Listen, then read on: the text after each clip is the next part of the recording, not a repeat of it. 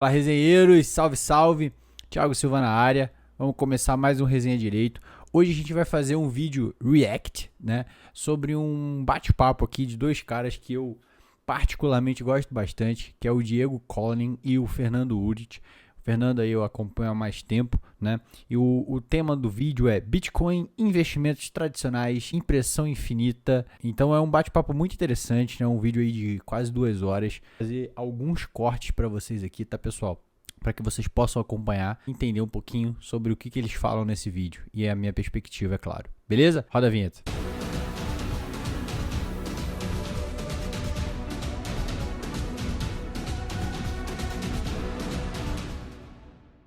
Galera, antes da gente começar, primeiro, isso aqui não é uma recomendação de investimento, não é um vídeo com esse intuito, tá? Então, se você está procurando algo nesse sentido, sinto muito, mas continue assistindo o vídeo assim mesmo, fechou? Segundo ponto, vou deixar na descrição do vídeo aí o link para o vídeo original, que eu acredito que é um vídeo muito agregador, vale a pena o tempo de você assistir essas duas feras conversando sobre esses assuntos que são assuntos em evidência e assuntos que a gente precisa estar monitorando. Vou deixar também na descrição o canal aí do Fernando, né? O Diego, eu não sei se ele tem algum canal específico, vou procurar e vou deixar aí na descrição também. E o terceiro ponto é se inscreva aqui no canal, me dá essa moral, me dá esse engajamento pra gente continuar produzindo conteúdos aí super interessantes, super relevantes, top da galáxia pra você, beleza? Vamos pro vídeo, vamos pra primeira parte. Por você ter feito parte da jornada bitcoinheira, eu vim dizer que o Bitcoin ele já tem conta corrente que rende juros, tem cartão de débito e até nota em papel. E tudo on-chain. E tudo on e off-chain, nessa solução conjunta entre a primeira e a segunda camada. Então, esse kit tem a nota em papel, tem um cartão de débito, que você pode usar, inclusive sem internet, para fazer transações pela Lightning. É uma coisa incrível, que inclusive já é o dia a dia de Jericoacoara, que replica o experimento lá de El Salvador. Então as crianças lá da escola todos os dias usam esse cartão para comprar frutas com 10 satoshis na Lightning. Então elas usam o Bitcoin como se fosse uma espécie de Pix. O pagamento é praticamente instantâneo, virtualmente gratuito e absolutamente privado. Que animal. Loucura, hein? E pode ocorrer até sem internet. Então, nessa economia circular, nascendo lá em Jericoacoara, eu trouxe para você um pouquinho do que é o futuro do Bitcoin. Essa primeira parte é impactante, né, galera? Assim, tem muita informação, eu vou tentar resumir da melhor forma possível. Primeiro ponto, ele cita soluções de primeira e segunda camada, né? O Bitcoin sempre foi muito criticado pela questão da velocidade, pela questão de você não conseguir fazer transações, microtransações, né? E a Lightning, ela surge desde 2018, 2019, se eu não me engano, e hoje ela tem uma força muito grande, né? Tá ganhando essa força ainda para possibilitar isso, né? Transações off-chain, on-chain, transações em segunda camada, melhor dizendo. Microtransações. Vou fazer um vídeo específico da Lightning aqui, não vou aprofundar, mas é assim, é algo surreal, né? Acho que quando a gente estiver no futuro, né, como a gente realiza transações com cartão Visa, Mastercard, por exemplo, a gente não sabe o que acontece por trás daquilo. A gente só vai lá e faz um pagamento de R$1,29 na padaria pelo cafezinho ali que você tomou. E lá no futuro, a gente vai realizar transações e a gente não vai saber o que está acontecendo por trás. Eu sei que eu vou pagar com 10 satoshis, por exemplo, um cafezinho. Como está acontecendo isso é indiferente. É a experiência que eu vou vivenciar que vai fazer a situação acontecer, né? E aqui em Jericoacoara isso já é uma realidade, né? Para quem não conhece, Jericoacoara é um lugar meio que isolado do mundo, né, aqui no Brasil, e que você não tem bancos, sinal de pagamentos ali para receber, né, uma máquina de pagamento é difícil. Você tem que levar dinheiro, né? Não sei quem aqui já foi, mas é uma situação um pouco complicada. E lá eles estão fazendo esse experimento com o Bitcoin, com a Lightning, e isso tem possibilitado e tem atraído, né, turistas que querem viver essa experiência. Então, fica a dica para você que não é só em El Salvador que tem algo semelhante. Aqui no Brasil, em Jericoacoara, há estabelecimentos que aceitam pagamento via Lightning com Bitcoin, tá? E é muito interessante porque é assim, é algo que a gente fala, não acontece aqui no Brasil. Não, tá aí. E a tendência é isso é só crescer. O que esses governos estão fazendo, e de acordo com o que o Fernando está falando, eles podem ou salvar as suas respectivas economias e mantê-las funcionando sem um cataclisma deflacionário, calote para todos os lados, ou eles salvam as suas moedas. Porque não é possível que você mantenha uma pirâmide, como a moeda fiduciária é desenhada para ser, ou seja, você precisa sempre imprimir novas moedas para pagar pela impressão de moedas no passado, ou seja, para você pagar as dívidas do passado, você necessariamente tem que continuar imprimindo. Essa dinâmica, ela eventualmente te expõe a uma escolha. Você vai salvar as economias e mantê-las funcionando, imprimindo mais, ou você vai salvar a moeda, permitir que ela preserve algum valor, deixar que os calotes aconteçam para que a quantidade de moedas em circulação reduza e o poder de compra das pessoas cresça. E historicamente a gente sabe, as pessoas, por uma série de coisas, posicionamento político, força política, optam por, olha, vamos salvar a economia porque talvez uma inflação alta seja mais tolerável do que dinheiro nenhum. Então, os bancos, governos e bancos centrais atuam em conluio, como tem atuado recentemente. Os Estados Unidos é um caso recente, para, olha, vamos salvar a economia. Quem vai bancar isso? A moeda. E os poupadores naquela moeda. E, eventualmente, essa impressão de moedas retira de poupadores e usuários daquela moeda para financiar quem tem dívidas naquela moeda que não podem ser pagas a não ser pela impressora de dinheiro. Principalmente, leia-se governos. Leia-se. Essa parte aqui é assim, é muito complexa, complicada, e eu vou tentar resumir e trazer pontos de vista aqui diferentes para vocês, tá? O que ele fala são opções, né? A gente tem dois caminhos a seguir. Eu posso seguir num caminho que é o que normalmente acontece, de defender minha economia, defender meu mercado, imprimir mais dinheiro, e isso é uma ação que tem uma reação. Por exemplo, daqui a algum tempo eu vou ter uma inflação alta. Isso acho que todo mundo que estuda economia, né? Eu particularmente nunca, já li algumas coisas, mas nunca estudei a profundo isso. Mas acontece, né? É uma reação de uma escolha e de uma ação que você fez num determinado momento. A gente sabe que lá na crise de 2008, a impressão de trilhões de dólares vive hoje, seja uma reação daquele movimento. Hoje, novamente, após a quebra do Silicon Valley Bank, do Signature Bank nos Estados Unidos, a gente tem uma política novamente de impressão. O Banco Central norte-americano, ele estava caindo, né, a impressão de dinheiro ao longo dos últimos 2-3 anos, voltou a dar um spike gigantesco para poder resgatar a economia, e isso vai ter uma consequência no futuro. É o certo? Não é? Eu não sei te dizer, cara. Não sei. Isso é uma pergunta de milhões.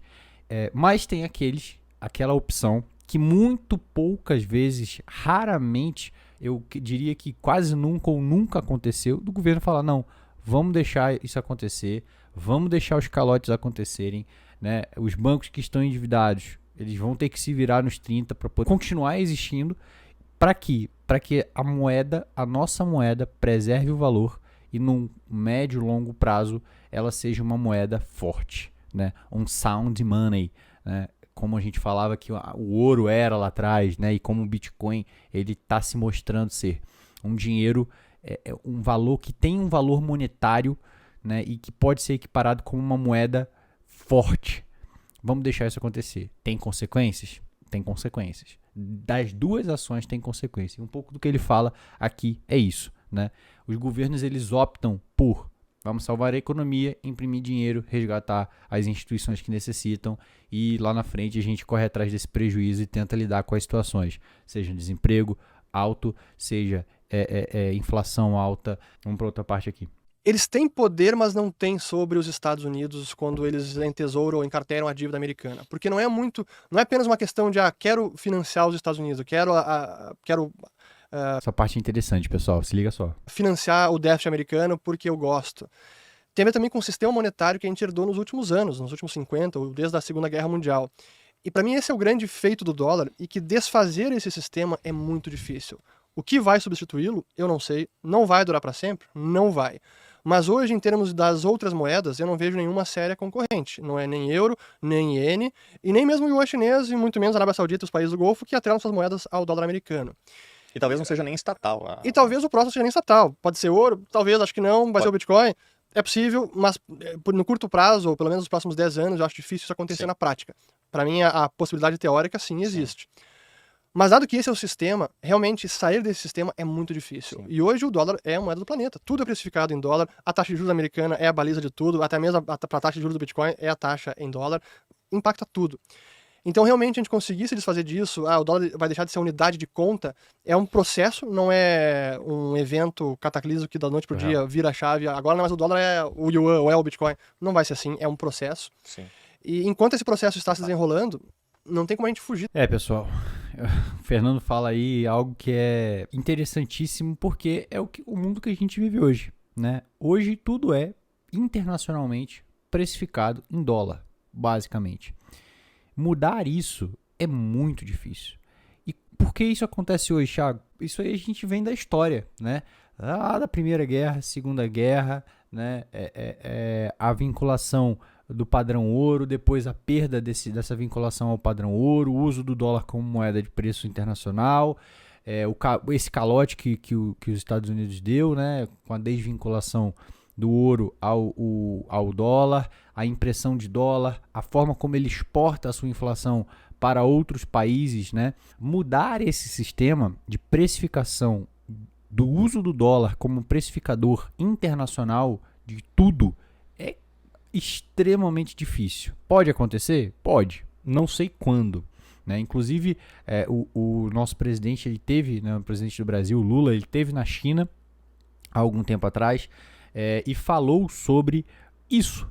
Por que a gente tem que usar o dólar? Né? Quem disse que a gente tem que usar o dólar? Bom, o Brasil tem um grande parceiro comercial, China e Estados Unidos. E Estados Unidos, acredito que não viu essas falas com bons olhos. Né? E eu acredito que os Estados Unidos não vai querer que o mundo pare de usar o dólar como um padrão precificador internacional. O que eles vão fazer para que isso não aconteça, né? Então, assim, é muita coisa que pode acontecer e a gente tem que ficar ligado nisso, pessoal. A gente tem que ficar ligado nisso, tanto internamente quanto internacionalmente.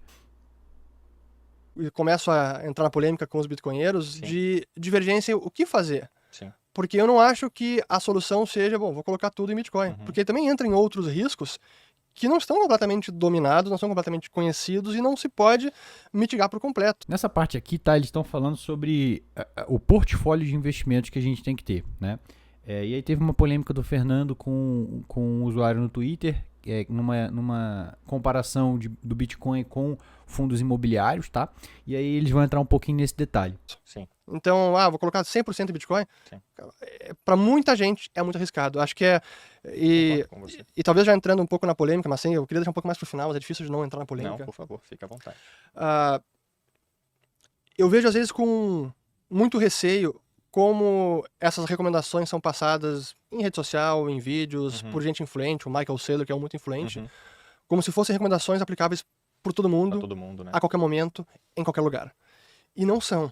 O que o Michael Saylor consegue fazer com a MicroStrategy, de se alavancar, emitir dívida, investir em Bitcoin, deixar lá no seu balanço e a perder de vista, é aplicável por pouquíssimas pessoas. Ele tem uma empresa com um bom modelo de negócio, geradora de caixa. Ele conseguiu se alavancar com juros baixíssimos, coisa que agora não consegue. Sim. Eu não lembro do perfil da dívida lá, todas as nuances, se tem um juro pós-fixado ou não, se vai ter algum gatilho, o juro dispara, não sei. Mas acho que ele consegue carregar essa dívida por um bom tempo sem se preocupar e sem ter que vender os bitcoins que ele tem no balanço. Exato. Mas essa é uma estratégia que parece fazer sentido, mas que não é aplicável por muita gente, por quase ninguém. Sim. E recomendar esse tipo de estratégia como se fosse algo trivial e sem risco, que todo mundo pode fazer, que é o mais correto, sensato, que vai proteger você, eu vejo com muito receio, porque não é... Pessoal, nessa parte aí, eu acho que você quer investir? Não tem problema. Você quer botar seu dinheiro em qualquer tipo de investimento? Não tem problema. Só faça isso com consciência, tá? E eu acho que é um pouco desse alerta, um pouco desse ponto que o Fernando toca. Escutem canais, ouçam mais de uma opinião, diversas opiniões que sejam, né? Vejam pessoas que passem confiança para vocês. Busquem, além de canais, análises mercadológicas de empresas, de grupos de investimento, né? Bancos soltam muitos reportes de análises financeiras mais voltada para o mundo de ações, né? Então, se você quer ações, vai nesse caminho que é sucesso. Leiam, busquem conhecimento para que você possa, dessa forma, tendo conhecimento, montar a sua estratégia, tá? Não é porque o cara da MicroStrategy faz que você vai fazer que vai dar certo. Não. Né? Então, eu quero investir em Bitcoin, Thiago. Porra, eu vou ficar milionário. Show. Vai lá, vai fundo, garoto. Agora, seja consciente. Use, por exemplo, né? Eu vou citar o meu caso particular. Eu invisto, beleza, invisto. Coloco lá uma parte do meu patrimônio que eu esqueço. Precisou de dinheiro. Nem lembro que tem aquilo. Né? É um dinheiro que eu dou como perdido. Posso precisar de algum momento? A gente sempre pode precisar. Em último caso, vou ter que sacar. É um dinheiro que está precificado a perda do seu valor. Posso perder dinheiro ali? Posso. Então está precificado. Eu sei, conheço esse risco, tá? Eu não vou colocar, por exemplo, o valor, né, da minha casa ali. Não vou colocar, por exemplo, o valor que eu uso para pagar minhas contas. Então, seja consciente, pessoal. Esse é o alerta do Fernando, esse é o meu alerta, e eu acho que esse é o alerta de todo o canal que quer ter uma responsabilidade para com você aí que está do outro lado da telinha. Vamos para outra parte aqui, que o negócio está ficando quente. A alavancagem, ela pode te tirar do jogo. O preço do Bitcoin, o que o Bitcoin oferece quando em autocustódia, é tudo o que você precisa para ele entregar o valor. E o que ele fala, né, o que o Diego fala é em relação à alavancagem, né, como eu falei. Não opere em alavancagem. Se você está começando ou se você já investe, eu particularmente não faço, né? Não tenho apetite para isso, mas cada um é cada um tem a sua estratégia. Mas aqui o que ele traz não use alavancagem, né? Ou evite o máximo que você puder. E outro ponto Bitcoin autocustódia entrega tudo aquilo que ele promete, tudo aquilo para o que ele foi construído, ele foi idealizado, ele te entrega. Então, autocustódia. Seja o detentor das suas chaves, seja o detentor dos seus bitcoins, seja o seu banco. Porra, mais responsabilidade com isso, Thiago. Mais responsabilidade. Mas, pai, esse é o princípio básico desse mundo, cara. Essa é a regra, né? This is the way, como diz o nosso querido Mandaloriano. This is the way. Então, aceite e vai fundo. Próxima parte aqui. Então o mundo ele pode estar perigando usar as mesmas saídas para problemas antigos, desconsiderando que hoje há novas as soluções. Então, um post que eu fiz recentemente pergunta: quem foi o ativo que melhor performou desde 2020, 17, 15 e 13? O Bitcoin em qualquer horizonte de tempo, e isso é verdade agora nos últimos 30 dias, nos últimos 3 meses também, ele tem tido uma performance absolutamente sensacional, porque nessa reflexão que o Fernando traz, de que o mundo ele deve ser analisado como uma matriz de possibilidades, pode acontecer isso ou pode acontecer aquilo, quais são as chances disso acontecer? Eles podem querer salvar as economias e ter que imprimir muitos dólares. A China pode querer vender os seus tesouros e o Fed ser obrigado a imprimir. Se isso acontecer, vai ter diluição. Que ativos podem me proteger da diluição? E se o mundo resolver salvar o dólar, ou se os seus países resolverem salvar as moedas, mandarem a economia para o espaço e deixarem os calotes? Tudo que você quer nesse cenário é se proteger de risco de contraparte, o risco de você tomar... E aí isso retoma, né? Esse trecho retoma um pouquinho do que eu falei lá no início, né? Eu tenho 2 caminhos. Eu posso ir para um, salvo minha economia, né? E pago as consequências, ou para o outro. Não, eu vou bancar minha moeda, vou deixar ela adquirir o valor que ela tem que adquirir e a economia que se exploda, né, digamos. E aí eles falam isso, né? Como que eu posso fugir de qualquer uma dessas situações, né? Que ativo eu posso buscar? E aí ele traz muito essa questão da valorização do Bitcoin, né? Quando a gente olha tanto no último período, né, desse ano agora de 2023, quanto no período inteiro, o Bitcoin foi o ativo que mais se valorizou ao longo do tempo. Apesar dos altos e baixos, né, a constante valorização dele é fato, é fatídica, pessoal. Não tem muito o que falar, né? O que o Diego já falou tudo aí. Ele vence, segundo a tese nossa bitcoinheira, nesse contexto também, porque ele é o único ativo no mundo sem o risco da contraparte, sem o risco de que você não vai ser pago, ninguém vai o Bitcoin ele não é o que a gente chama de um IOU, né? Um eu te devo. como outros ativos têm. Então ele não é como dinheiro depositado em banco ou como um título do governo que você comprou. E por ele ser livre do risco da contraparte, ele também não pode ser confiscado. Então se você tem um imóvel, você eventualmente pode perdê-lo numa crise que você venha a passar, perca coercitivamente, né? Um processo pode te tirar o teu imóvel, não pode tirar o teu Bitcoin. Por ele oferecer uma proteção. Bom, aí 2 pontos que o Diego fala aí, né, é em relação a risco da contraparte, que é um pouquinho do que eu já falei, né? O Bitcoin, ele não tem esse risco da contraparte, né? Ele tem o risco só de você ser o seu banco. E aí, consequentemente, você perder as suas chaves e não conseguir acessar os seus fundos. Mas assim, feito com consciência, feito com planejamento, com sucessão, eu diria até, né? Ele tira esse risco. A tecnologia, o que ele entrega, elimina o risco da contraparte, tá? E o outro ponto que ele fala é da questão de ter os seus ativos, os seus bitcoins apreendidos de alguma forma. Pode acontecer, Thiago? Pode, né? Ele não é isento. Desde que você faça a autotutela, isso não acontece. Mas se você deixa o seu Bitcoin lá na corretora ou num banco onde você consegue negociar aquela criptomoeda, caso aconteça algum processo, caso aquela empresa, se ela obedecer os preceitos legais, a legislação interna de cada país, e isso tiver previsto, isso puder acontecer, aquele seu ativo ele pode ser sim bloqueado, sim congelado e você não vai conseguir acessar. Por quê? Porque você não é o detentor das suas chaves, tá? Então, isso pode acontecer? Tem esse risco? Sim. A contraparte, no momento que você custodia por conta própria. E isso é uma das grandes sacadas e genialidades tecnológicas que o Satoshi Nakamoto criou com o Bitcoin. Isso é fantástico. E hoje no mundo não tem ativo com essas características. Não tem. Simplesmente não tem. Sim. Que você consegue custodiar por conta própria, transferir com facilidade, baixo custo, privacidade, transferir para qualquer lugar do planeta, privacidade. Sem KYC. Não tem. Não tem. Porém, esse é um ponto que também eu vejo muitas vezes o Bitcoiner subestimando ou não dando a devida atenção, ou às vezes o alerta por mais que tudo isso seja verdade, risco da contraparte, custódia por conta própria, etc., o preço em si do Bitcoin, ninguém tem certeza para onde ele vai. Esse é o ponto aí crítico, né? Tudo que o Fernando falou corrobora um pouquinho do que eu já falei aqui, né, anteriormente. Mas o preço, ainda assim, é um ponto que gera dúvidas, gera incertezas, a gente não sabe. Thiago, pode ser que fique no que está hoje? Pode.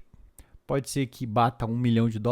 Pode. Pode ser que caia para $100? Pode. Pode ser que fique em $30 mil eternamente? Pode. Eu não sei. Isso é uma incerteza. Tá? O preço do Bitcoin, e isso acaba gerando um pouco limitação ou de não vontade em utilizar aquela tecnologia, porque, poxa, sei lá se aquilo, né, vai virar, não vai virar, enfim.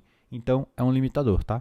Bom, pessoal, mais 2 partes aí pra gente terminar. Falou, olha, qual que é o mercado endereçável total? Uma linguagem que o mercado financeiro procura. Essa empresa atende quantas pessoas? Pode atender quantas pessoas? O Bitcoin ele pode atender 87% das pessoas do mundo que vivem sob uma de 2 situações.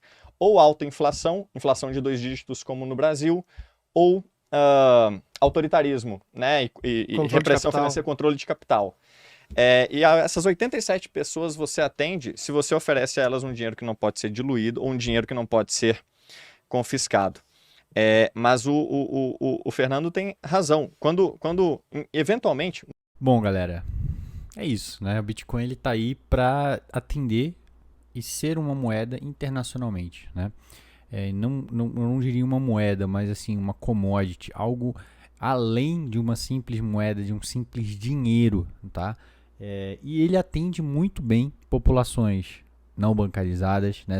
Locais onde eu não tenho banco, onde eu não tenho acesso a banco, locais onde o acesso pode ser prejudicado, né? Como por exemplo um regime autoritarista, situações onde eu tenha inflação galopante, né? Venezuela, Argentina, a gente vê uma adoção do Bitcoin sendo ali, acontecendo de uma forma talvez um pouco até tímida, mas acontecendo, né? Os argentinos buscando meios de fugir desse cenário. Então, assim, isso está acontecendo, pessoal. Isso é realidade, isso é o mundo. E a gente não pode fechar os olhos para isso, tá? Mas começar a entrar no limite de que quase nada mais presta. Então, a moeda fiduciária não presta? Concordo. Imóvel já não presta, vai desvalorizar, pode ser confiscado, não vou investir em imóvel. A renda fixa, a empresa pode dar calote ou pode imprimir moeda, é uma porcaria. Ações, tá esticado, ações de empresa, não vou comprar ações, é uma porcaria. Então, cara, ouro também é físico, pode ser confiscado. Nada presta, é quase que um convite ou uma recomendação. Cara, então é all-in em Bitcoin e nada presta. E eu acho um erro, porque, primeiro, imaginando um mundo hiper-bitcoinizado, entramos num mundo onde o Bitcoin é a moeda, tudo isso continua existindo. Sim. Imóvel vai existir, produção econômica vai existir, intermediação financeira vai existir, possivelmente uma forma mais segura, a gente vai falar sobre isso, do que hoje existe. Pessoal, esse ponto é o ponto chave aí pra gente encerrar, né? Eu curto tecnologia, eu curto criptomoedas, eu curto mundo descentralizado, né? Mas a gente não pode ser extremo, a gente não pode ser radical ao máximo, né? A gente sabe que, como ele falou, Bitcoin tá aí. Vamos supor que ele daqui a 15, 20 anos, 30 ou até menos, 5 anos, ele vire a moeda de precificação internacional, seja utilizada para tudo, né? Os produtos e serviços vão continuar existindo. Prestadores de serviços vão continuar existindo. Bancos, querendo ou não, vão continuar existindo, né? A forma como eles vão trabalhar ou vão se impor ou vão continuar atendendo a sociedade é que vai mudar, né? Mas eles vão continuar existindo. Então, assim, a gente não pode falar, tem que ser Bitcoin all-in full, como o Fernando falou. Não vou deixar de investir num imóvel, não vou investir em ouro, não vou investir em ações. Empresas vão continuar existindo, né? Então, assim, tenham conhecimento, tenham sabedoria, né? E estudem, se aprofundem, aprendam, beleza? Acho que esse é o principal ponto e é o que eu quero trazer aqui para vocês. Assistam essa conversa na íntegra, ela é muito agregadora, né? É umas 2 horinhas aí da sua vida que você não vai perder, muito pelo contrário, você vai conhecer essas 2 feras aí, se você não os conhece, você vai conhecer essas 2 feras aí de uma forma super interessante, num bate-papo super interessante. Espero que vocês tenham gostado desse react, tá? É isso. Curtam, comentem, se inscrevam. Se vocês querem algum react específico, deixa aí nos comentários. Me dá essa moral, me dá esse engajamento para que a gente possa continuar produzindo conteúdos aí super relevantes para vocês, beleza? Obrigado aí se você ficou até o final. Um salve e até a próxima. Valeu!